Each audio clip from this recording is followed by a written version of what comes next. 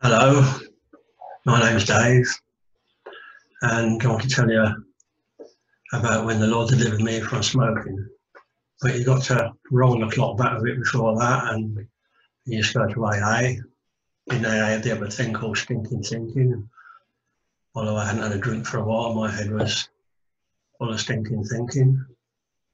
And anyway, I went to this church with my friend, and met all these kind of holy Joes, people that were really different from me and talking about Jesus and did everything for Jesus, and I thought, well, it's okay for them, But anyway, further down the line, I started to read the Bible and smoke, read the Bible and smoke, feel guilty, read the Bible, smoke and feel guilty all the time. And I just tried to pack up. I couldn't, no matter what I tried. I just couldn't pack up smoking. But anyway, meanwhile we changed churches and we were going to these powerful living meetings. And this one particular night,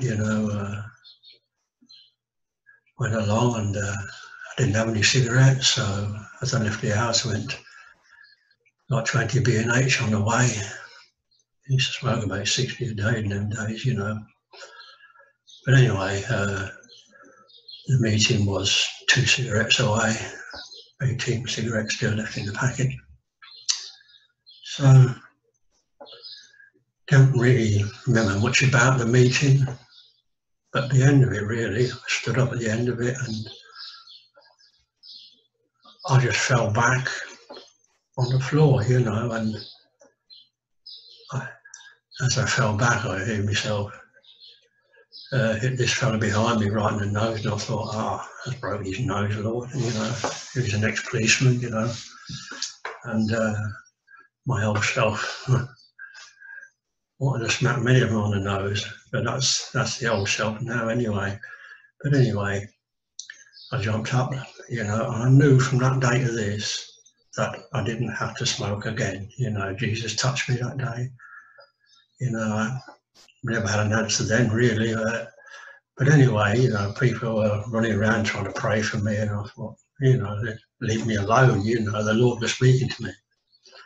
But cut another story short, went out in the car park and I felt so full of joy and peace, and I was dancing around the car park, so much freedom, and it's unbelievable. But anyway, then I looked at myself and I thought, what are you doing? And I stopped, and I kind of wish I kept dancing from that day to this, it's many years past now, but Jesus gave me a touch of heaven that day, I think, and I know all the guilt I felt, all that stuff there in them days, Lord, it wasn't from God. God didn't give the guilt, the enemy sows the guilt. So if you're smoking and you're trying to pack up, and enjoy the cigarette and give it to Jesus, because he's the one that can set you free. It's not just about the words, it's about what's in them words, and that's about having a relationship with him and ask him and see what happens. Amen.